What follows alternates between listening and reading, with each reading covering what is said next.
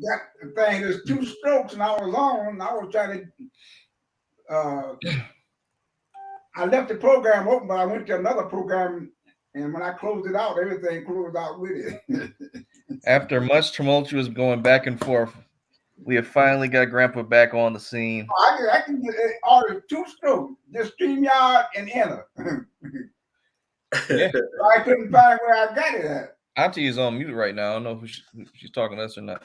I was saying, since it's the same link every time, you just save it as a bookmark, save it as a favorite, and then I had put like a favorite, and I clicked on there, and it took me right there. And Joshua was sitting up there; he didn't even know I was on. I clicked on there and started pitching.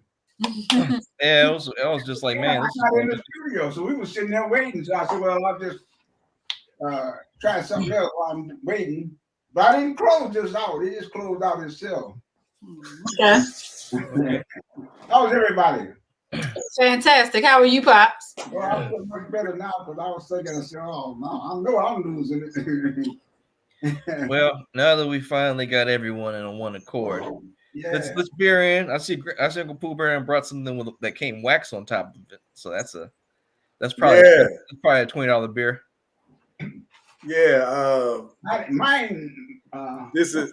Oh, go ahead, Pop. Go ahead. What you drinking there? Nah, go ahead. Mine ain't up to $20, but it's big though. You got the Fosters, the fat cat. Premium. To the premium, I don't know what that means, ale or what, but it's a no. It's premium means it's like their better version of their beer. It's still a lager. They got the blue and the green, so I got the green can. Okay. It's still premium. That's what I'm drinking. Good old Foster's. Foster's Australian for beer. I can drink Foster's. The funny thing is, that used to be the beer we would splurge on in college. Like, when your uncle graduated, I bought Foster's. You know, like you don't get Budweiser for your graduation. You got your MBA, sir. You deserve a Foster. Man, our anniversary, we getting Foster's. Fat can. They used to be a splurge. When you go to Foster, you go all out. No. Not really. Now, if I buy you a Foster's, that means I'm mad at you. Well, you used to go all out. Then how is that? It used to cost. How much is that can of beer? That fat can used to be $2.22. Well, you know, $2.22. It's probably as much as a gallon of gas right now. Jesus, I don't want to go nowhere. I'm $5 something here. And a skateboard. He ain't got his magnifying glass, but to make a laser to bore right through that can. All right, so we got Vlad versus Zombie versus Shark. Bourbon Barrel Aged Russian Imperial Stout from 2021. This is one of our favorite breweries, Hailstorm, out here in Chicago. This one is about $25 a bottle. Wow. You got that before the crisis started happening? The crisis. You got a Russian beer. Oh, damn. That's a Russian beer? Nah. It's a Russian beer style, Russian Imperial Stout. Yeah, this was a sunk cost. This was before all of the shenanigans. This is 18% alcohol, by the way. So Chris and I are splitting this. Oh, I see. Okay. Y'all should have seen. That looks like red wine a little bit. We should have recorded it trying to get that wax off. I got more than you. That's all right. He wants you to know that. He the one who poured it. He knew what he was doing, Joshua. No, I was thinking like a deuce. I mean, what you call it? Because like that's the halfway level. Because I went to a certain mark. Like I was thinking about it, but I didn't weigh in consideration. This is bigger. I'm about to bring. Rep was reading that can like it's a farmer's almanac. I was trying to get that alcoholic content. I was see if I could come anywhere near where y'all are. 4.2. Let's look it up. 4. I'm going with 4.2. I can see it being more than 4.2. It's probably like 6. Let's see. No, 4%. Oh no, I'm sorry. It's 5% here in the U.S. That's right. That's what it is. Yes. Wait a minute. Let me look up premium because it may be a little different. Oh, premium is 5.5%. What was the regular? 5. Nephew, you should change your name to Shirtless Shine. Yeah, I'm gonna do that.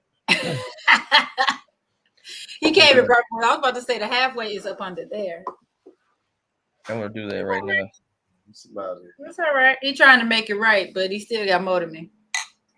Trying to. Oh my God. I haven't had this one yet. Oh yeah, I wanted to get your reaction. Oh, Don't drink it yet. Don't drink it yet. Okay. I'm just, oh, nephew. I'm all right. What you drinking today? A hot toddy? You need a hot toddy. I was drinking water, but was drinking water because what we got to do today. I'm gonna hate myself later, but I'm gonna drink some of this. All right, Chris, I'm back. Prickly pear, kill all the golfers. Mead. Wow. Prickly pear, black tea, and lemon. That actually sounds good. What style of beer is that? What's what? What type of beer is that? This is a mead. A mead. Okay.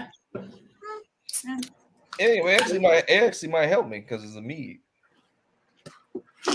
Did you? All right, Chris, what you think of that one? I haven't tasted it yet. Just smelling it, my pre-rating 7758. That's from smelling it. Smell? From the smell. I haven't even tasted it yet. It smells amazing. I can smell. He's disgusting. What did you say, Pops? Let me smell mine in here. You about to smell Yeah. outside water. He said from the smell. Myself. I got a 7 myself. Just smelling it. You got a A 7. I'll Make say it up. we inflate numbers. All right. Oh my goodness. That's Shirt that shot. I can smell the I'm chocolate. giving. Hey, my aunt told me to do this. I'm just following instructions. I'm not feeling well today, y'all. My son had some issues, but he's good now. But you know how my son said it perfectly. Kids are like little germ bombs. He got well. I got sick. So He's always got cooties, and catching the kids' cooties is the worst. what's bad is so he was throwing up right, and at Bachelor here she tell you what was happening. Every time he threw up, he would find her and throw up on her. Like it had nothing to do with me. Like I would be holding them and everything, and he like, no, mom. And then if she would try to get out the way, he would just like a homing missile. Just all on her. She had to change her clothes like 15 times, man. Oh. It was fun. Like it was. I don't know why. Like, cause I'm holding him. I'm like, I'm prepared to get throw up on. And like she would go to the bathroom, he'd be still me just chilling, thumb in his mouth. Seems like he's on the mend. She come back in the room. He like, mommy, like he's waiting. He's like, you better get all this work. I tell you, mamas catch it all. Well, we just bring a different level of confident relief. No shade to the daddies, y'all dope. Y'all dope, but that's what he needed. It's nothing like mama. You got to remember when he was with her for 9 months, learning her heartbeat and everything. Like that's what's comforting to him. Like he still remembers that. He feels throwing up. That's what makes you comfortable. The sound of a heartbeat makes you want like I can only throw up. You know what? Think about it. For kids, throwing up, using the bathroom, all that stuff is scary. So if they're about to enter into a scary moment, they need to be where they're comfortable. It was just funny because it was like. It really would be like she would go to do something, maybe get some food for him or try to get him some water. Perfectly fine. He'd be looking at me like everything's good. I'm like, oh, he might be feeling better. She come back in for like, I don't even know where he's getting the vomit at this point because he done threw up so many times. Oh, they have like popsicles. You know what? I did not know that, but we did have regular, store-bought dollar store popsicles that we put in the freezer for so long. No, all that syrup. No, he needs to be like. Well, you say he's on the mend now. So like it was weird. At first, I was like trying to drink. Every time we gave him water, he'd throw up. But then I finally just like, I'm gonna give him some Gatorade. Maybe he needs some electrolytes. Maybe electrolytes are low. So at first, I was joking. Like I didn't think it was gonna do anything. I figured he was gonna throw it up. But he sipped it. I think it was because like I actually said this. He was guzzling the water. He was sipping the Gatorade. Yep. So that was probably what the difference was, and he was able to keep that down, and that kind of started the process of him like being able to at least sleep. Yeah. But Monday when we took him to the emergency room, it was like everybody in their mama's kids were in the doctor. Like apparently some big bug was going around for little kids over the weekend because everybody got it. But he's good now. He's with his grandmother. They're doing whatever that they do. But I wanted to bring up the topic. Let me give a rating to this. I'm gonna just say 7 because it's good. Okay. I think Grandpa might actually care about it. It kind of tastes like apple juice, but like alcoholic apple juice. Not very sweet. Like it still tastes like beer, but it has a fruit taste to it. That reminds me of hard cider. No, like hard ciders. Hard ciders were really sweet. This isn't like that. Okay. But I made a topic yesterday. It wasn't even a topic. I just asked. I was pointing out something, and it was very split opinions, because I was talking about if you don't know what you want to do with your life, or if you're trying to mentor somebody who's not quite sure and they got to go in the workforce soon. I posted this post of like where all this money was going in terms of the job market, and I'm like, hey, if you're going to spend time like working for McDonald's or working for some place you don't want to work for anyway, why not learn these skills? You're still not going to want to work for them, but you're going to get paid a livable wage. And people got mad at me saying like, you're trying to crush people's spirits. I'm like, well, this is not crushing spirits. I'm like, you working at Fridays or working whatever, you can just as easily, don't have to have a college degree and just go to an entry station for, it's like most tech jobs, and they'll train you as long as you say you're willing to work. I know, Auntie, you want to tell me something wrong. I don't think most people know that. Go ahead. I just have to speak for the delegation of women. This is Women's History Month, and we said this month will be dedicated to amazing women in history. And we missed an entire week, and now we're still not even talking about women. Okay, well, you're supposed to spearhead it, Auntie. Back to your conversation, because we did Africa, we did all the countries, but when it comes to Women's History Month, we just sort of put that to the side. Well, I mean, we can pivot this. I mean, shoot, like women need to be in STEM too. So go for it, Auntie. What are your thoughts? On the topic for what you want us to move to? Because I know it was important. I did say that. So go on, Auntie. About what? You said Women's History Month. Like I thought you had like things ready. You did all the research for Africa and all these other countries and stuff, right? You lead the conversation. I'm just a panelist. What really is this going on right now? Like I just had to go. We can have the discussion about the job payments. We can have that discussion. I just want to go on record as the only woman that our Women's History Month has been tabled. I'm not tabling it. Let's talk about the post though, because I did see it. What I took from it. Thank you, Uncle Pooh Bear.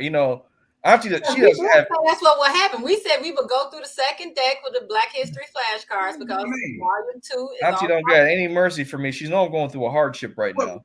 I'm not feeling well. Huh? She's the ice skater that do backflip, right? Yeah. Well, I mean, what is that? A magazine or something? It looked like a card. Oh, that's a card. Oh, you got it in your cards. Yeah. Oh, okay. I was just wondering. It looked like a magazine, but that's just a card. Yeah. Well, let's table the card. We'll come back to it. I didn't want to end your conversation. I just wanted to put the women's history out there on the board before the conversation just went all over. No, you're right. That was my fault. But no. I do. When you posted it, no, Fred. We'll come back to the women. We'll come back to the women. We can handle that. Wasn't they led by a woman? What was that? The Warriors. That's all women. Yeah, that was all women. Oh, okay. I know something about women. Yeah, okay. Well, let's talk about it. I didn't want to totally take over what Joshua was saying, because when I saw it yesterday, my initial thought, what made me sad about it, and I'm pulling it up just so I can look at the list again. I thought it was really sad that the lowest paying, of course, were the I want to say humanitarian type positions like educators and stuff like that. And since we are talking about women, those are typically roles and positions that are filled by women. More women, more social workers are women. More early education teachers are women. Special education, typically women.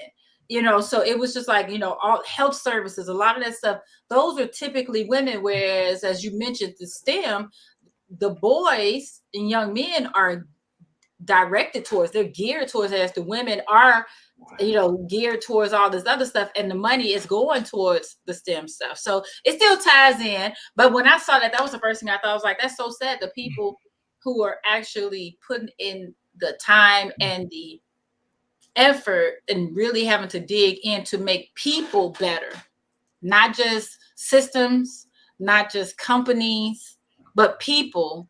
That's who gets the least amount of money. And I thought that was really doggone sad. If you look at, I had liked your post yesterday. I gave you some love on IG for it because it was sad. That's my thoughts on it. And it's so interesting. Since we talk about how women are guided. Did I ever tell you about the story when I joined the Army? You told us some stories about the Army, but I don't know about when you joined it. The day I enlisted, do all this other stuff, and now it's time for me to pick my job. What will my job be in the Army? And I had this guy. And he kept telling me, you know what? He was making suggestions. How about cook? I was like, I don't think so. What about supply clerk? All you have to do is pass out materials. What was the other one? Cook, supply clerk, and something else. And I just thought he was pushing it. It was very guided to what girl and female jobs would be. Mm-hmm. So you know what my job was in the Army? What? You was 014. 63 whiskey, mechanic. That's right, 014. I went the absolute opposite of what he assumed I would or should do as a chick. Yeah, you were second, third echelon, right? What's the echelon? Everyone talk about echelon. I mean, that was a classification. Like, I think fourth echelon was ordnance. Yes, I'm ordnance. I was ordnance. Anything else, they rebuild them in the ordnance. Well, I was ordnance. You were ordnance? Yes, sir. No, okay. Did y'all rebuild engines? I did all the engines. I did all-wheel vehicles. And then when I went to Korea, I had to do the echelon in which you did it in. Did y'all do? Oh, I did everything. I mean, did y'all rebuild the engine? I was on the post maintenance where you just do second and third. You replace carburetors or something like that, but never taking the engine out and rebuilding it. No. Like when we were in Germany, what I did when I was in Germany, I did a lot of transmissions. Mm-hmm. We would have to rebuild the transmissions a lot in Germany. Mm-hmm. That's what I did over there. But we did it all. Now, the problem was we didn't ever have the equipment to fix all the stuff that we needed to fix. That was the issue. As much money as the government has and the military has, we never had equipment, ever.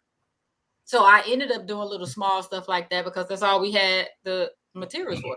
Mm-hmm. I know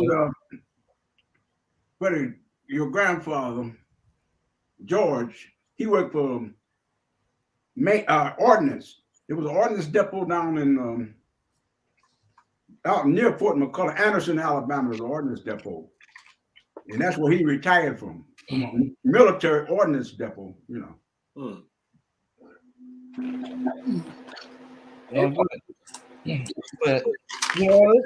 let's keep it on to the women's history side of the game. Oh no, baby. I want to tie it all together. So okay. I know. I think it's interesting that I didn't realize people put still in the economy we're in and everything that it was still so important for people that like you got to always like find your passion or whatever. And I'm like, that's all well and good. And I thought I illustrated it pretty well, or like pretty like spot on. I'm like, hey man, there's tons of people who don't know what they want to do, and like you said, people will try to place them in like, like service jobs, whatever. Like, just work this till you figure it out. Mm-hmm. And my ultimate point is, I'm like, I know, and like I'm a database administrator. Most entry level tech jobs they either want you to have some type of certificate, which you can find a way to pass those exams really easy, mm-hmm. and then you just pay a little money and now you got a certificate, and you just say like, hey man, I have a passion in this. I know I do this, this, and this, and I'll do entry work. And entry work in tech now is like like $60,000 to start. Some in there, some of them are 80. And even if you don't like it, you don't gotta be a super scientist or whatever just to know the basic steps what they want you to do. Because most of the stuff they're gonna have you do is repetitive. Mm-hmm. So you can have your little notes, you're gonna copy paste and do all that. And for you be able to support yourself until you figure out what you want to do, that to me seems like a better way of living. So you saying go profit first, passion next. I mean, yeah, there's no guarantee that you'll ever find your passion that's gonna like really make you want to. But what if you already know what their passion is? Then you go for that. Okay. Well, my post. You did say if you don't know what you want to do, then go towards the money. Okay, I got you. Yeah, my whole post was if you're going to have to work anyway, like it's not too hard to do these jobs. Like it's like I was making a point to somebody that it's just like the new big three. Like back in the day, you got out of high school, you went down to one of the plants, and you got paid. You got paid a livable wage. Like you build a house, do whatever you wanted to do. That's what tech is now. They need people so bad that they're paying pretty much premium, high-end job prices for people who don't got any experience. So everybody needs somebody bad now. From what we hear, Fred, tell me if I'm wrong. Like in our circles, everybody talking about how finding employees is difficult right now. Like it's not easy for folks.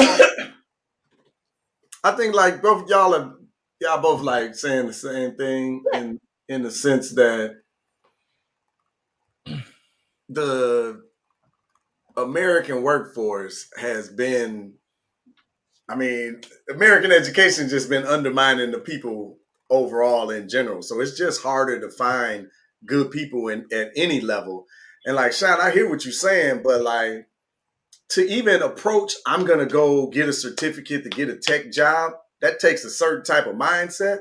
And like a good chunk of the country just ain't there. They're so intimidated by the thought of technology, math, and basically logic that it's hard for them to even imagine going to get these entry-level tech jobs that you're talking about. Let me stop you right there, man. It's easier to get a CPL than to get these certificates. I mean, it's hard to get a CPL. What is it? What's what I'm supposed to say? It's easier. CDL or CPL? It's easier to get these. It's easier to get some of these entry-level certificates than it is to get a CPL license. What's the CPL? That's where like you can carry a gun, like just concealed carry. Okay. Yeah. Like, because I know for that, like you got to like really study, not like really study, but you got to pay attention to the class and all that. Like most of these tests that I'm talking about, you take online. The study materials basically give you the answers, and you just memorize it. And that's it. You go reading and comprehension. Like you just gotta honor that the majority of your fellow community members in this country is not there mentally. You know, and then like it's really the fear factor, because what's the assumption? Oh, the assumption is those tests are difficult, it's hard. Mm-hmm.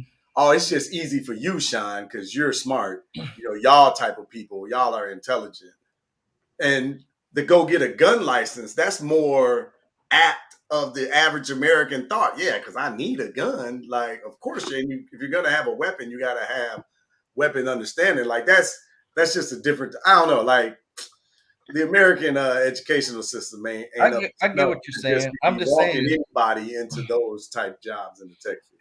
I'm just saying, like what you're saying is true. I mean, people think about things differently, but I just know from experience, like if you got an afternoon, you can go on Google, you can find most of these test answers like online. If you just Google the test exam number, you can go on there, you study for like 3 or 4 hours. And most of these tests, all you need is like 60% to pass. So if you just have a basic visual memory of what answers look like, you'll be able to pass these exams. Then bam, you go to some place, you say, hey, I want to be an entry-level position, because they're always looking for entry-level work.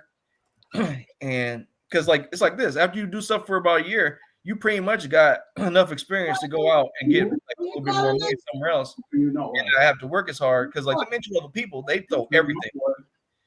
So it's like you got to pay your dues, but like you getting paid a livable wage. So like to me, it's like the game. People say that you try to give them the game. To me, I'm just saying, hey, Auntie, to me, okay. To me, it just seems like people talk about they want to do this, that, and the third, or they don't know what they want to do. I mean, like with any job that you got to work with, they're going to train you. They're going to expect you to do something, to learn something. I mean, to me, it just seems like I know at my job, there's a guy who just graduated college, right? He never had any experience doing the technical stuff we did at my company there at now, and they train you. They give you exactly what you need. Like most guys will give you like scripts of stuff that they've done, and all you're really doing is copying and pasting. Are you just looking through there and applying it to the environment you're in? Like most of this, and like I'm telling you, they're not going to give you nothing to to like blow a contract. They're going to give you basic entry level stuff that is next to impossible to mess up, or if you do mess it up, it's not going to matter. So you're when was the last time you've been to a fast food location? Last week. Like a regular, not no super high end bougie shit. But no, we went to. But when was the last time you? When's the last time you received excellent service? And like they got literally like pictures that you click that you follow their SOPs, and people can't follow that. Like that's who you're talking to. So, okay. I have a question. And this question is directed to Pops. And that ain't for everybody. My bad. I'm sorry. I know, you good, Pops. So, after you left the military, how many jobs did you have? Oh, that's a good question. After I left the military? Yes, sir. Oh, I don't know, 6, 7 jobs, something like that. What were the jobs you had? Well, when I came out working for Ford Motor Company, you know. And what'd you do it for? I was a press operator, you know, press out blank metal, you know, make things for Ford frame. And then I got laid off and I went to Dodge Truck. I think about it many times. I didn't draw no unemployment. I should have drawn some unemployment, but I left Ford. I went to Dodge Truck because they were hiring. It was a boom time because it was a time of the Korean War was over, and the thing was sort of military stuff was booming, you know, and they were still building, so the kind of thing was pretty good. And I went out to Dodge Truck. I worked at Dodge Truck. I used to make the 3/4 ton, the back end of the 3/4 ton truck, you know, because they made a 3/4 ton out there at Mountain Road. And in the meantime, I needed some money, so I was working at Dodge Truck and Briggs Manufacturing, which used to make the old Packard job. At Briggs Manufacturing, I went out there and I was working 2 jobs, believe it or not, 2 8-hour jobs. Dodge Truck, Briggs Manufacturing, where they made the Packard body. I used to wet sand. If anybody know about wet sanding, you know, you get some sandpaper, some water, and you cut down the they call it orange peel on the prime, you know. Okay. It had to be done by hand because they had what they call a jitterbug, which you could do on the Plymouth job, but you couldn't do it on that Packard job because the Packard had a different type of paint. So they had to be done by hand. I worked there at Briggs Manufacturing. And then the roof fell in on employment, which got me into the post office, you know. So okay. I still ain't drawing no. I think about it, I should have been getting some unemployment. You too much of a hard worker. Pops was like, I'm gonna go get mine. You ain't gotta give me nothing. I'm going. I did everything to pull. I was a mail handler there, clerk there. I was electronic, not mechanical thing. Used to work on the leather sorting machine, you know. And then I went from there to the bulk mill centers. They started them in 1970, 1975. I think they started the bulk BMC. There were 21 of them. One in Detroit, one where you had in Chicago, you know, and they handle all the packaging just about came through these bulk mill centers. One in Washington, D.C., Chicago, Illinois, Dallas, Texas,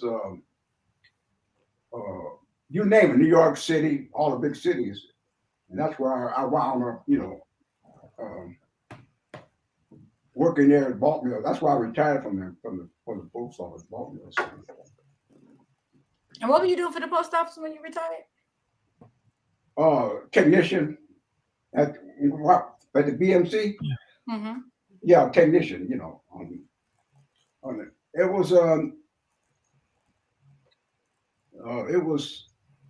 a new thing as far as there was more automation there. You know, where everything was done basically. Well, they had most of the stuff was done by scanners. You know, you scan the stuff same way they do now. You scan it. But that's why I want up there. And I guess I was asking to tie it all into what Joshua was saying. Like, I guess my question on top of that would be, was the post office, because you had so many positions, right? Well, I guess 6 is not that bad, actually, as an adult. A lot of people bounce around a lot. It's a newer phenomenon now, though. But go ahead. Yeah, it is. It is. So I'm assuming that the post office was your highest paying job, because I know you said you worked 2 jobs, you know, just trying to make Yeah, it. but you got to remember now, this is over time frame, you know. Mm-hmm. And the post office, okay, if you were a mail on the post office, you made a certain salary. If you were a clerk, you made another certain salary. If you were a mechanic on the letter sorters, you made another salary. And if you was electronic technician, you made another salary. So it was all divided up in, you know, into your skill, you know. And you picked it all up as time came on. Yeah. How was you tying it together? Most of the stuff. That's where it was going. If you were a clerk, all you had to do was you had to learn. You know, they tell you, okay, you got scheme A. In order to keep your job, you got to pass scheme A. Scheme A may have 1,500 breakdowns, but when they give you an exam, you only have to maybe pass 100 out of the 1,500 for scheme A. Mm-hmm. And then you go to scheme B, you kind of come to find out the scheme B got 700 different breakdowns. But you only do 100 out of each one, you know, in order to pass. But you had to have maybe 4 schemes before just to secure your job. Now, if you didn't pass them, you was out. Wait a minute, hold on, Pops. You said that y'all could pass by getting 100 out of 1,500 right. Yeah. And 100 out of 700 right. Yeah. Like what? 15%. This proves my point. Yeah, it does. This entirely proves my point.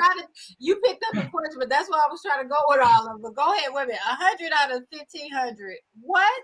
No, you only had to, when you took the test, they took out of the 1,500 that you had to learn. You only take a test of 100 of them. And how many out of that 100 in order to be able to pass the 100, huh? What percentage did you have to pass out of that 90%. 100? You get 90% of the 100. Oh, okay. So the requirements were higher. Okay. Okay. 97%, right? I think scheme A, I think scheme B was 95%. You know, they didn't give you but 100, but you got to get 95 of them right. You know, that's still not too far from what I was saying. They give you the answers if you can just put in the work. The difference is they will actually the way the clerks do the scheme breakdown was you make yourself a box, you know, and you got like certain zones, you know, something like that, you know, you have like over here. And so you just pitch until it becomes, you know, natural with you. I mean, it wasn't no easy task, you know, if you wanted to keep the job. So when you got off work, you went home and practiced. But I think that's what Joshua was saying, right? Because it's not that they're not telling you what the answers are. You gotta, you know. Yeah, like Joshua said that there was for scheme A, there was 1,500 questions, and you just had to memorize what the answers were. You had to memorize 1,500 of them, but like they gave you what you're supposed to know. Yeah. And to a lesser extent, now they got tests that might have 240 questions on them, and they give you, and you only got to answer 60 of them, right? Now, if you, like I said, in 4 hours, you can memorize enough to pass a 60% on a test.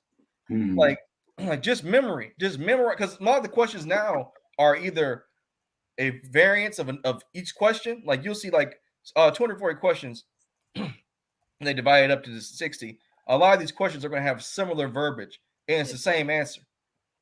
So if all you gotta do is remember it, like, all you gotta do is memorize it. And like there's easy ways to trick yourself and remember, like if you can memorize a song, you can memorize answers on a test. True. Because it's just words. But as you were saying though, the difference between what you were saying prior to Pops and to what Pops was saying is that even though Pops had an idea of what would be on there, maybe even what 100, they still had to practice, and be able to perform those tasks because there was no Google like you're saying now. So nowadays, if people are taking these online certifications, all they got to do is Google the question on the Google, and the answer will pop up right there. And that's what you were saying, that it's nothing to get these certifications now because there's so much information that's accessible. And that proves my point. Like it should be a layup. It should be a layup to get a basic level job now that pays you more than the American average family household salary. On the first scheme, like scheme A for the clerks, you got 40 zones in the city of Detroit. And each zone got a number breakdown, 1500 to 1635. It might be zone 28, right? Mm-hmm. Now, if you get a letter, you got to put it within that 1500 to 16 something. That's the zone. That's the primary. That's just the beginning, just to get it at the right station, you know. And then you went on the secondary where you started getting down to street addresses, you know, learning what this route is and the name of the streets in the route. And then they had the third where they had the route where you get right to the carrier. My understanding of it now is a carrier goes into a station now, and they used to give you 2 hours approximately 6 to 8 o'clock or 6 to 8:30 to sort your mail, you know. And they said you had to sort like let me see, so many papers per minute, 28 and 18 or something like that. Something like 28 letters you got to throw, plus you got to be able to set up the magazines or something like 18. I forget now. But anyway, there was a separation between the two. But those are qualifications to keep the job. Now, if you couldn't throw that letter that amount of time, they had a reason to dismiss you, you know. But they gave you ample time to learn it, you know. But if you keep on not being able to get that mail up, and my understanding is now they don't even start at 6 o'clock because the machines are lining the mail up. The only mail you got to sort is the mail that comes in late. You know, you take it out in the field and sort it. You know, so it's altogether a different setup, you know, than what it used to be. And therein lies the crux of what I'm saying. Technology is streamlined how easy it is to get entry level positions because it's really just you not messing up their systems. That's all it really is. But what's sad is that, and to add to that, it's not just the entry level, because a lot of it now, because as Pops was talking, it made me think about how, and I'm still looking at your list. I still got your posts up here, right? The positions that are typically making the most money, they still use a lot of technology and automation. All they got to do is know how to enter stuff into a doggone software application, be able to interpret the data when it comes out, which they will teach you how to do when you get there. Teach you how to do, and it's human touch. There's different in the post office. For every assignment, you had to take a test in order to qualify for it. If you wanted to be a mail handler, they got a mail handler test. If you want to be a clerk, they got a test strictly for the clerks. If you want to be mechanic on the letter sorters, they got a test strictly for that. You know, you're all separate. You know, because then you're going into the physical, mechanical. You know, then if you wanted to go into electronics, then you got to be able to, you know, to take that test. You know, with the you also did that in the mechanical field. You got to know Ohm's law. You know, you got to know how to series and a parallel circuit and et cetera, you know, in order to get those jobs. So, but each one got a specific test. Now, if you wanted to be a electronic technician, whatever, they would have a test for that. And if you pass the test, then once you get in, they will send you to school now for specific equipment. You know, but first you got to get in. You know. All right. And I mean, The fact that the way Grandpa just described that, it was like, hey, we're going to teach you by repetition. We're going to give you the tools. You just have to work for it. Now it's even more streamlined, which is all I've been saying. You don't got like people work at the post office now because they need a job, right? And like the stuff that Grandpa just said, it companies that have been here for years, like hundreds of years, are all systems. They have systems that are like turnkey. You just put a body there, and that's all it is for entry level stuff. If you can just be a living, breathing, responsible human being who can put both his feet or her feet in one leg of pants, manage to get out the door, get in your car, and get to that job every day, you can have a job for as long as you want at that level. Yeah. Because they don't want to pay you a whole bunch of money. They'd be happy if you're just good at entry level stuff, and they'll keep you there as long as they can because they don't want to keep hiring. It's like I was watching a show about like cooking. This lady was talking. It was Bar Rescue. She was trying to teach these guys short order cooking skills. Right? She was like, a short order cook to a restaurant is worth their weight in gold. Because if you're good at doing repetitive tasks quickly, like they'll pay you. And the thing is, people think, well, this is hard, and it's really just you doing the same thing over and over and over and over and over again. And that's what most of these jobs are. That's my whole point. You don't know what you want to do. There's jobs there for you that will pay you a livable wage until you either find a passion or you like, you know what, I'm good at this, I'm staying with this. And there's no dishonor in that. Well, we see so many people talk. We see so many people talk about like living what the average American family makes, and I just pointed out that these entry level positions are paying you the wage to live by yourself, but make the funds of two people. Yeah. Let me say in this. America, and all you gotta do is show up. Confusion too about the postal service. And every time, even y'all, when you think of the post office, you think of the mail carrier, right? Yes, sir. Yeah. Basically. The mail post office are engineers, accountants, you name it. It's a business.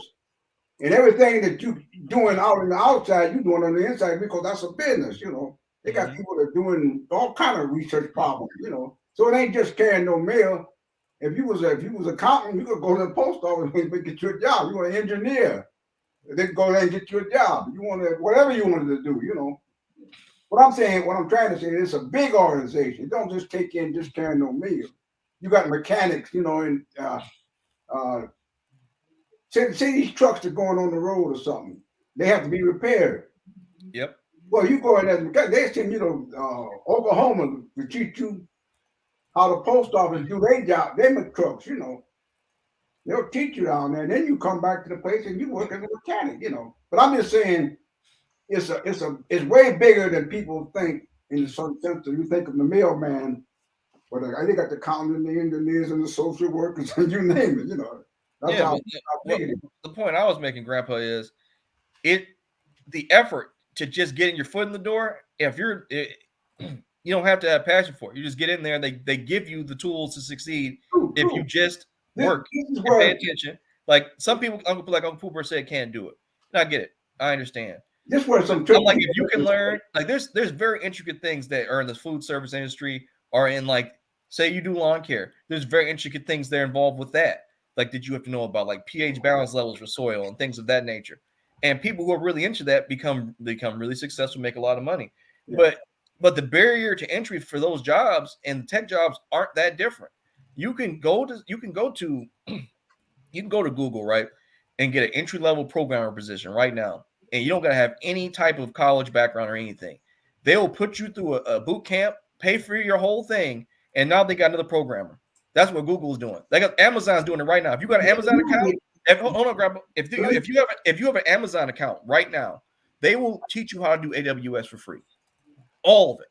Just go to Amazon right now. Your Amazon account. They'll Amazon University. They will teach you how to do all their programming for their AWS systems. And you can go out and you can go to Amazon. You can go to Amazon after you complete that, and they'll give you a job. That's the people they send from Amazon to these different schools, right? No, like you have an Amazon account, right, Grandpa? Okay. You have an Amazon account, right, of course, I've been out so long, I forgot to work for it. But anyway, if you take, for instance, they got all these schools that teach you lots of computers and stuff like that, you know. And people say, well, you ain't gonna get that job, you know.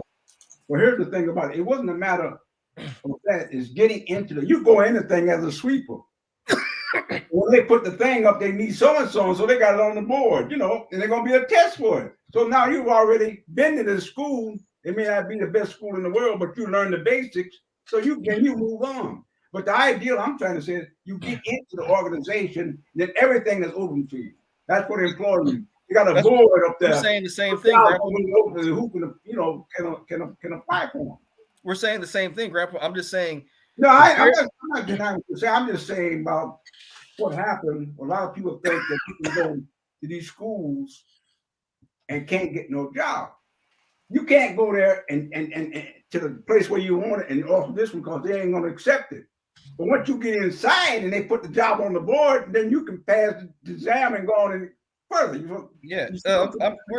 I agree with that. I'm saying now it's more streamlined. No, I'm not disagreeing with you. I'm just saying, the procedure that people don't understand is that once you get this basic knowledge, you can't go there. The man ain't gonna hire you because hey, you ain't got no experience, And when things are hard but once you get inside, when things are hard, they post it on the board with jobs available and let you apply for it.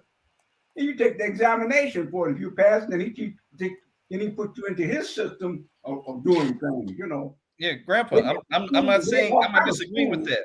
I'm saying right now it is so streamlined that I just made an example. You have an Amazon account, right? Yeah. Amazon has it set up. If you have an Amazon account, you can go to their university online for free and take any class you want, get any certificate you want, and then the moment you get that certificate, they'll have jobs that fit that certificate. You can apply for those. Yeah, okay, that sounds great. That's what I'm saying. Like, that's not the only company that does that. And it's just that simple. Everyone has, almost every living person has an Amazon account right now. Okay, that's similar to what I was saying about you can't take the certificate and get the job. And this is in the past. You couldn't go to the place and show this specific. They said, well, no, you ain't got no experience. But you get inside, and then for all the employees, they got all these jobs. So you just apply for this job. And they say, well, this is what you got to know. So you take the exam and pass it, or you pass it on the inside.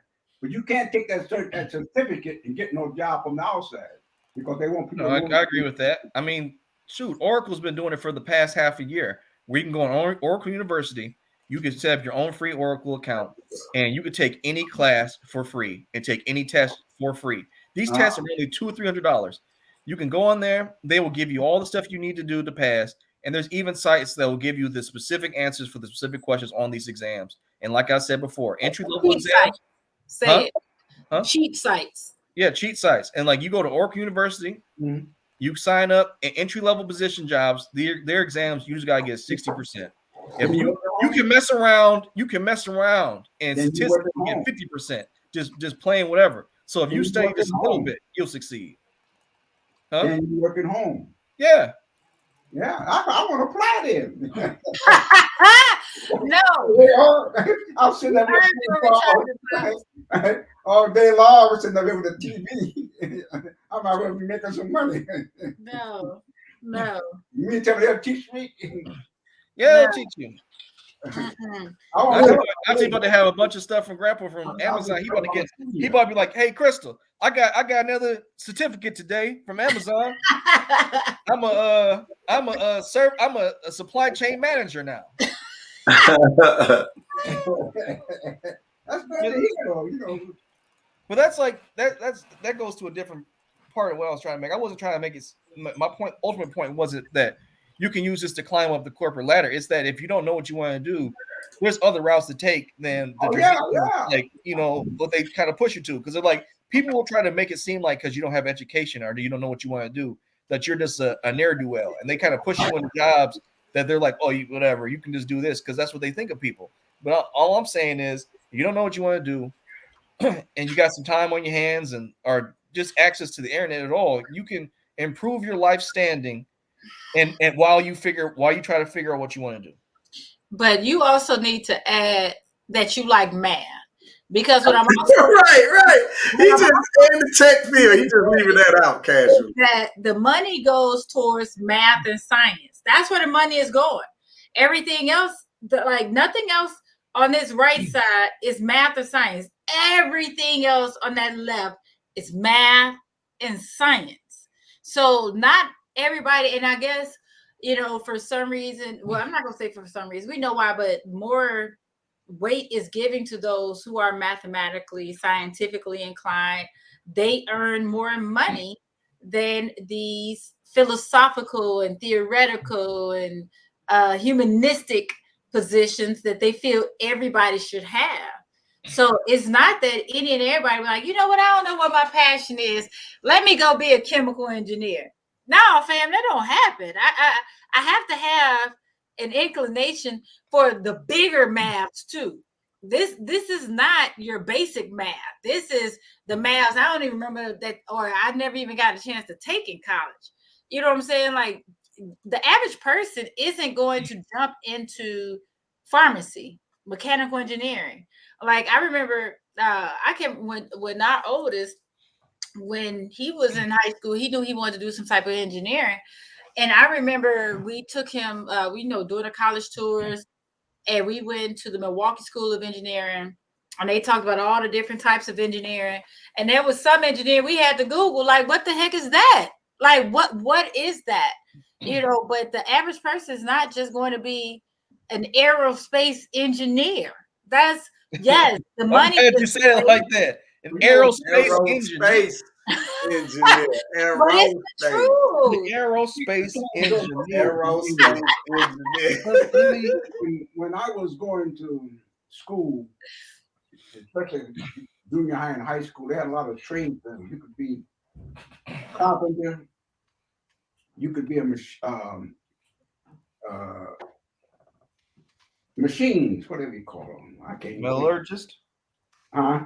Metallurgist. No, when you work, use a micrometer to measure stuff. What do you call them? They had a trade for machinery. I guess you can. I don't know. Then they had one for copying and one for printing. Now, my mistake it wasn't no mistake, because maybe I was looking for the easy way out. I took a printing trade, of course, learned to be a printer.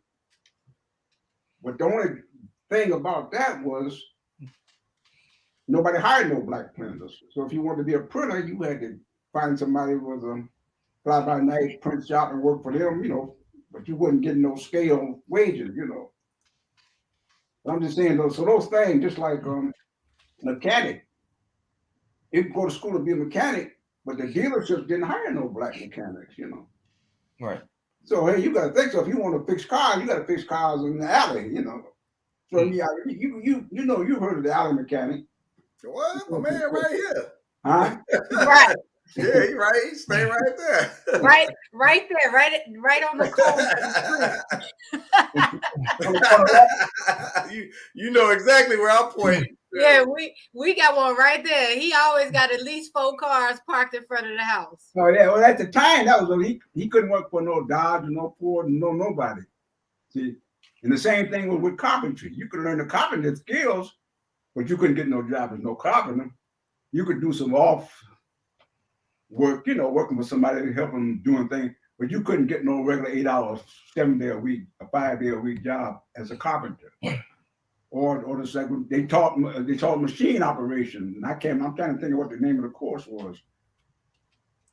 And you could learn it, but you couldn't get no job doing it, specifically because they didn't hire no blacks at the time, right, doing it. So I tried that. I took after I came out of the military, I went to a mechanic school and got my certificate. But when the city of Detroit at that time didn't hire no black mechanics, So you can have this certificate, which don't mean crap if ain't nobody gonna give you no chance. Because I see some people, that were picked off the street and sent to school to be mechanics of a different hue, But all I can say is we come a long ways, No. I can't express this world because I don't know nothing about what's going on now. I can only go by what happened back then, Right. Yeah. But there was a lot of trades they had in school, but you couldn't make no money doing it because nobody would hire you. So you wind up on, like I said, I worked for brick manufacturing, but I would wind up wet sanding the old, you don't know what the Packard is, a Packard motor car, We had the Packard and the American Motor Cars, and all of them just about faded out. So when I did the Packard job, the minute I got up there with the wet sand, it was wet sanding. And like I say, and you had to take that sandpaper and cut the paint, you know. But the minute you know that you're in the wrong place and when you don't see nothing but you up there. What you mean when you see nothing but you? If ain't nobody on the sand line but a brother, you know, oh, this is a hell of a job, you know. That's when you know that you got a rough job. But the thing about it, though, there was a lot of humor used to be involved in doing that stuff, because how did those guys be working in sand and they be singing and lying? And that made your day go, you know. And we got some pretty good brothers who could tell the story. They be singing all kind of gospel songs and stuff. I can't explain it. And even used to have those ovens where you bake the cars, you know, the paint. They paint them, then they heat oven. The brother had him to side door. He put his barbecue ribs in there, and he'd be selling them. Yeah. You put your ribs in there in a few minutes time, the rib done, you know. But they made a good thing out of a bad thing. You know? Yeah. That's a whole nother discussion about how we always find the silver lining, and we gonna find the rainbow. Oh yeah. No, I appreciate this conversation, because now it makes me feel like, I mean, I agree with what you and Pooh Bear said about like people having to have certain acumen for certain jobs. Like I'm saying, I think I should have been more specific when I said like entry level tech jobs, like as opposed to like, you know, the whole list of chemistry and all that stuff in it. Sure. Yeah, of course you got to have backgrounds, but just in my field that I work in, I know it's pretty easy to get into it. And like once you get in, if you put in the work, you can do whatever else you want. But like I wasn't really concerned about the going up the ladder. I was just saying, like, you need a job, you're gonna to do, you don't know what you want to do. But I job. I applied for a job with the Wayne County Sheriff. I didn't have the best of score, but I was in the mix of people when they were hiring, you know. They got this system where they got 1, 2, and 3 who are eligible to get hired. But they don't have, if you're number 2, they don't have to hire number 2. They take number 3 and make him number 1, you know. And so I wrote to Judge McCree. He was a judge at the time. I think he was a county circuit judge, something like that. But anyway, he intervened for me, and because they said they couldn't get in touch with me, you know. But he intervened for me, and a couple of days later, they called me to come there, you know. But they wanted to call me on a temporary basis. So many people in the county jail or something, and they have to have a force for it. But it's not a permanent job. Eventually, it will be a permanent job, you know. But the only reason I wouldn't take the job because I said, no, I done raised my hand.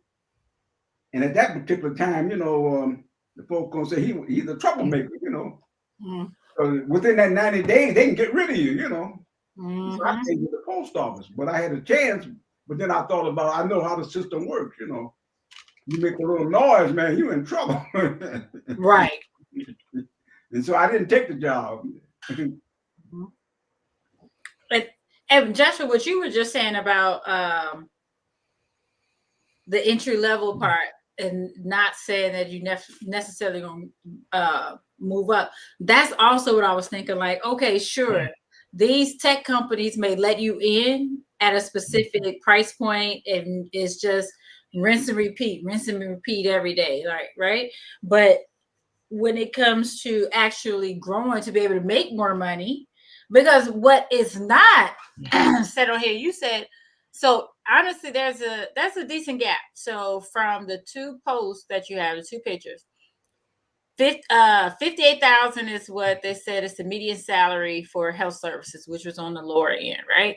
And then 95,000 was the lower end for finance. So within that, we got a little bit less than $40,000, right?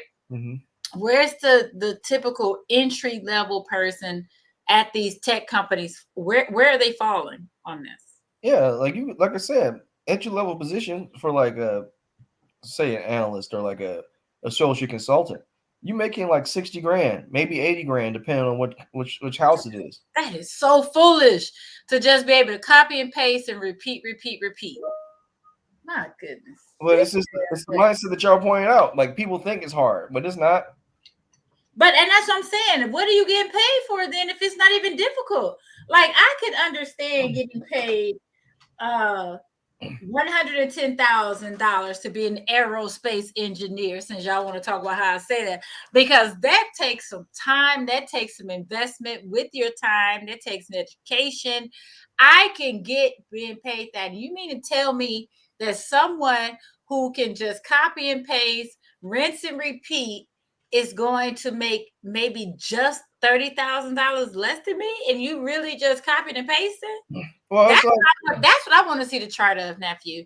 If you can find the chart of the entry level tech position salaries that barely require any expertise, any experience, any knowledge, I want to see that, because at this point I'm starting to get mad at thinking that somebody who took a test online where they cheated and found all the answers and just got a certificate, and then they went into a job and say, hey, hire me because I got the certificate, and they're making 80 racks. Well, let me. And what I was making in corporate with the MBA. Back in the day,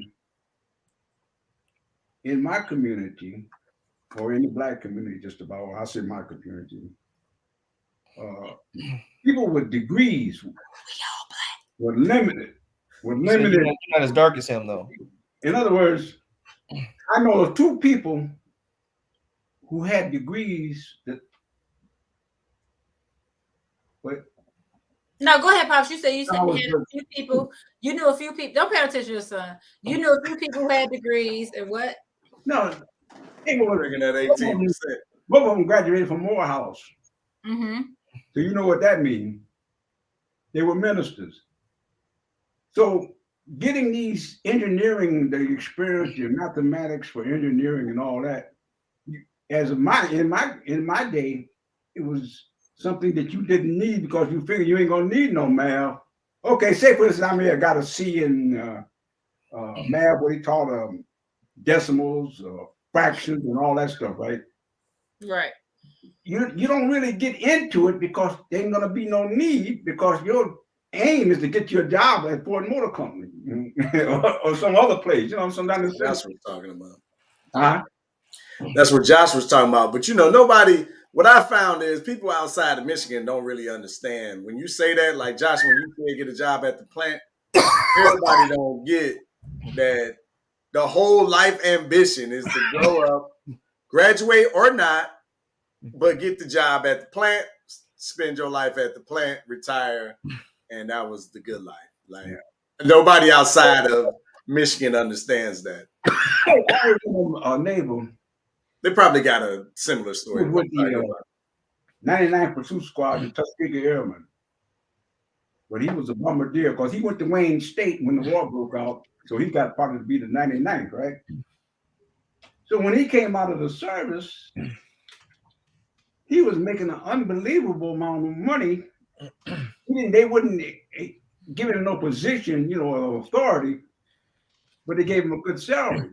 And the salary was he was making $8 an hour. That don't sound like much now, but if you ain't making but $1, he making 7 times more than you is, So that put him up in the community, man. He got a heck of a job. He was an engineer, but he was. Anybody like to make 7 times what they're earning? Yeah. Look here. Anybody want to make $7 right. It was like, so I guess the grand turned to 3. He was saying at the time out here to answer. I'm sorry. He could never get no position of a supervisor or authority or nothing like that. They would pay him, but they couldn't get the title because you being maybe 1 or 2 out of 100. You ain't gonna get no title till what to do, To answer Auntie's question though about this copy and paste stuff, it's you don't get paid that amount of money for the repetition. You get paid for when stuff goes wrong and how you handle it. Now, you don't necessarily have to know everything in the world, but like something's going wrong and you find a way to fix it and get things back going where it's like no one has to worry. Like if no one ever has to worry, if no one's ever came to your department and was banging on your door trying to figure out what's going on, then you've done a good job. But if people have to come and bang on the door and you're the one who fixes it, oh, you're worth your weight in gold. Because now people remember like, oh, they fixed this thing. Now, most of the time, they got these SLAs and these contracts where their environments need to be up like 97, 98, sometimes 99% of the time. And your whole existence is repetition because you're trying to make sure nothing ever goes down for like outside of maintenance. Now, if something goes down and you can bring it up quick before that time clock goes over, you can save the company hundreds, sometimes millions of dollars because they didn't breach the contract. And that's how you get the quote unquote promotions. Because all you gotta say is like, hey, I did this and saved y'all money. Now they'd be like, we don't want to let this person walk because they actually proved they had value. Now, there's tons of people who just all they want to do is do their computations. They go to work, they do their time, and they leave, and that's fine. And they're not, you might get your annual bonus or whatever, your annual like 1 or 2% increase, but you're not going to get like no one's going to be worried about you trying to ask for more money from the company. And there's a place for that type of person because consistent, reliable work is valuable. Like they say for the NFL, the best ability is availability. But it's damn. But I've never heard that before. That's basically saying they take any warm body there is. Yeah, if you can show up to work and you don't mess up the money making machine, then you're valuable.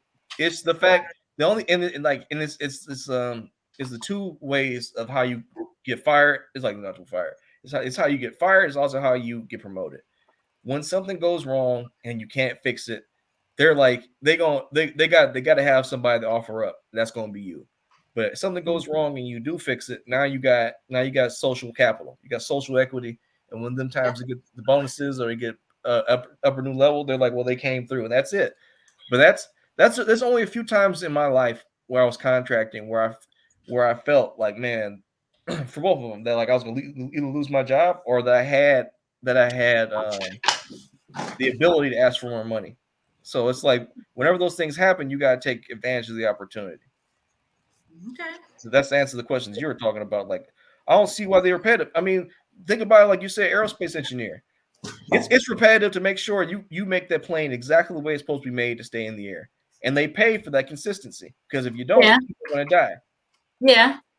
So if a lot of these engineering jobs are basically about either you create a new model of something and then you perfect it and then you have people learn how to be repetitive with it so that consistency is there, or you are the person who's making sure that thing is running consistently.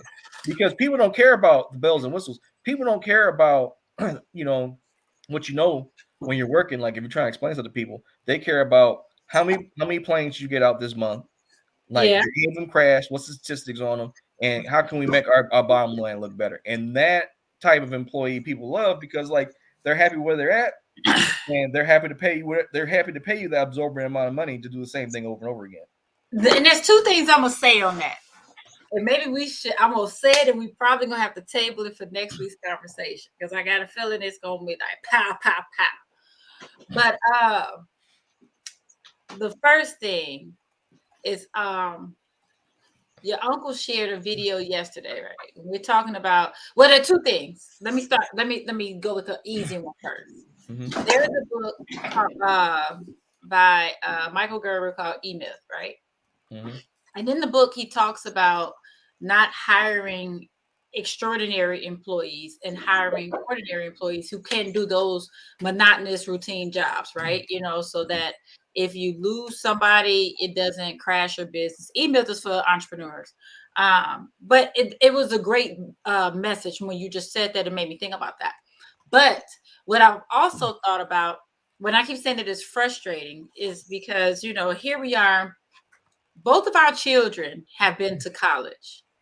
We are both still paying on damn student loans. Make it make sense, right?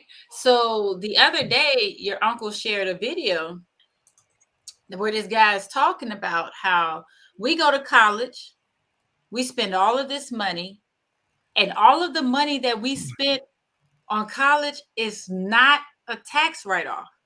However, if I want to learn, right? I'm learning. Mm-hmm. I can go follow Tony Robbins. We can go see Lamar Tyler, our mentor. I can pay all of these other mentors, and that is a tax write-off. Why? Make it make sense. It's education, right? That's a good point, because those, if you pay for an Oracle exam or a certificate, you can use that as a tax write-off because it's for continued education. But all the money we paid to Southern Illinois University at Carbondale, we can't write that off.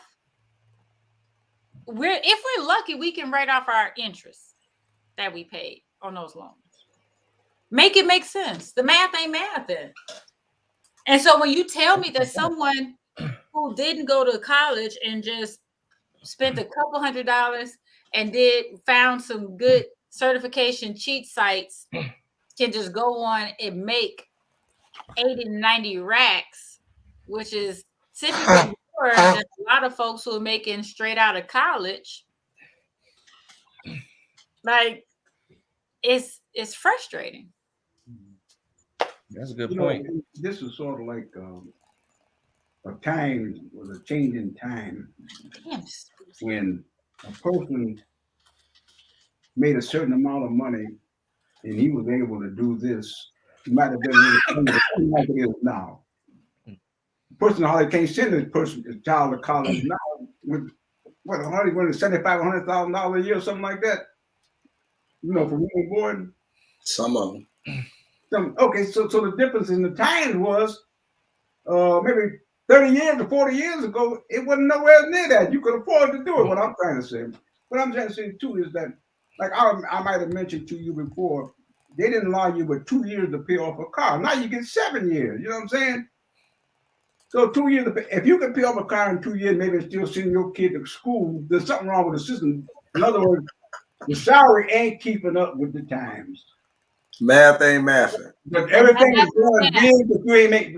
How many years that they got monked around there? They had minimum wage at a certain amount, and then minimum wage don't mean you're supposed to be. That's what people are supposed to make. That's supposed to be the minimum amount they're supposed to make. But now they make that as a regular thing. Minimum wage $7. I mean, everybody they can pay $7 and no more. You know. So I'm trying to say they playing this game with the money. You know. Where you could do this and that, and like we were talking about, you know, buying a house. You know, you could buy your house and buy your car. I mean, you won't be straining now. Don't get me wrong. But you could afford. Now you tell me if you were to get you maybe a house now running $100,000, and then you get your car running $40,000, then you 7 years to pay it off and all that, and that's that game where they get you locked up. And if anything go wrong, yeah, it's a house of cards. Yeah, it's definitely a game. I you know, that's a good thing that you brought up, Montel. You know, I never thought about it like that. I mean, that's a very good point.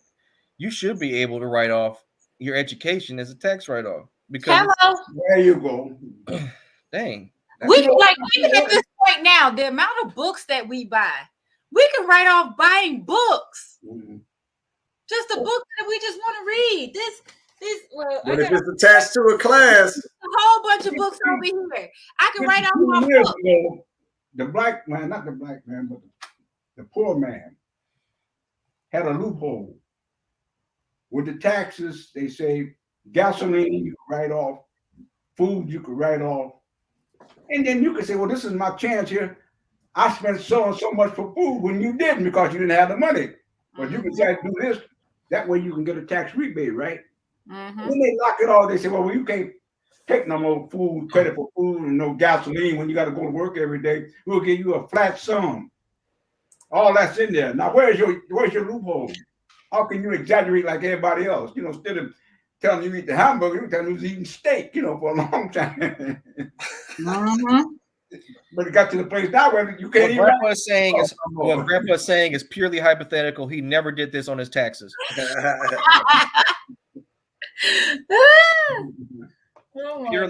Purely hypothetical. None of he said a man. He never A said man. himself. A man. Purely hypothetical. This never happened in real life. Grandpa is a good tax-paying citizen. Man, this has been good today. Yeah, but I ate more than I could afford. Well, you know, Pops was paying his taxes if that man didn't collect no unemployment and kept working 2, 3, 4 jobs, even when he got laid off. So ain't nobody questioning that. So that's all right with me. So let me ask you this: can we next week actually honor Women's History Month? Yeah, Sponsored and featured by Urban Intellectuals, Black History Cards, Black History Flashcards, Volume 2. Can we do that, please? Yeah. Volume 2. I got Volume 2 down here, ain't I? I'm for it. I've been Got him telling on you deck right here. my liberation is dependent on y'all. That's what I'm saying. Ain't I been saying that ever since? You have. You absolutely have, and I appreciate and love it. Grandpa's been running the game on They're Black. still in the forefront. You hear what he said? He said, That's why you're getting the voicemails, nephew. My liberation is dependent on y'all. He's like, I don't got to do nothing. Y'all gonna free me. Y'all gonna take me to where I need to go. You see what he said though? You saw how he's labeling it? Brooms and hammers. Oh, look at my Sarah. Well, the height. Okay. What volume is that? Volume 2. Volume 2. So I'll tell you this, nephew. I keep saying I don't know if reincarnation is real or not, but if it is, I'm coming back as a man and I'm getting married asexually. I will be taken care of. Hatshepsut. Come on. Inside of Sankofa Club tonight, actually, we got live Black History going on this young lady tonight by our teacher, live instruction. Okay. Black History Volume 2, women. Yes, sir. Yeah, right. He knows what it says. He didn't even have next week. I'm class on it. He just picked it up. Ready, Hey, this might be the most. Next week, Pops. Oh, Miss Ida B. Wells. This might be the most bouded person in United States history. Yeah, she's the most fired up person, most aggressive person probably in United States history. Oh, Ida B. Wells. Yeah. Yeah. She's well, she got a place in history. She got a great history. I see she got a place in history too. Oh yeah, absolutely. About Martin Luther King, they talk about Ida B. Wells, don't they? They better. Yes, sir. So that means next week we're gonna have a really good conversation about women. Yeah, we're gonna have a really good conversation. You boys were telling us. All them island revolutions, all the times, all them islands got free down in the Caribbean. Boy, they better have a picture of this woman up there. Yeah. Okay. We're definitely about to have in the forefront of all our movements, man. That's why. And then we stumbled, and they weren't in the forefront no more. That's why I was showing you this one. I can't wait to talk to you tomorrow about it. You only want next week. Oh, next week. Next week. Volume 2. Yeah, next week. Remember the Marvel did, the Black Panthers did them women in all red. Yeah. This the real women in all red. This where they got that idea from. Were those the ones that actually were those the ones that were actually big part in the transatlantic slave trade? Like they were capturing people? Nah, these the ones that got captured. Then they came over and led the Haitian Revolution. Oh, okay. Dr. Hyde on Volume 2, right? Yeah. You know what I'm talking about though, right? Nah, I'm not sure exactly what you're talking about. It's the one where what's that movie where Viola Davis, the movie she about to be in. That tribe of women were a big part of the transatlantic slave trade. They were capturing people and all that. I ain't watched that one. It ain't come out yet. I'm not hip to it. If it's another slave movie, I probably ain't gonna watch it. Hello. I didn't hear that. Go repeat that, please. It's supposed to be a movie Viola Davis is about to be in, where she's plays in one of the women warriors, and I think that was the one that was a part of the people who were capturing other like black people to make them enslaved during the. It wouldn't have been these women because these women lost. Yeah, so we'll they're probably the ones that lost the war, and they got captured, but then they came over and started leading them revolts. Yeah, we're gonna have to have this work for next week. I know Don't want any problems from Auntie. Hopefully, I'll be back to shirt on Sean next week. I won't be. I won't be feeling bad. Healthy Sean. Healthy Sean. Pops got the women. Pops got all the decks out. Now, Grandpa we just gotta sure up the process. We could be on time like we used to be. I think we figured it out now today. All I gotta do is find that favorite and click on it, and then I clicked on the favorite, and his picture popped up. Oh goodness! But evidently, it wouldn't have popped up unless you know. What was funny is he's saying that like he was surprised, like Joshua favorite. What? I mean, if you hadn't had it turn on, if I'd have clicked that, I wouldn't have seen you with her. Oh, I don't know. It was just serendipitous at that timing. But yeah. I'm gonna I gotta let you guys go. We done went way over my time. I'm not free like y'all. Look here. Grandpa over here talking about trying to get back in the workforce. He's like, you got free education. Right. Yeah, hey, you know, with television now, nobody knows whether you can walk or not. He about to have everybody's Amazon orders. He's like, you ordering too much stuff, Josh. I'm gonna have to deny some of these. That's hilarious. I love it. Well, I'll see you guys next week. Thanks to everybody who's watched. See you guys. All right, love y'all. All right, love y'all. Talk to you soon.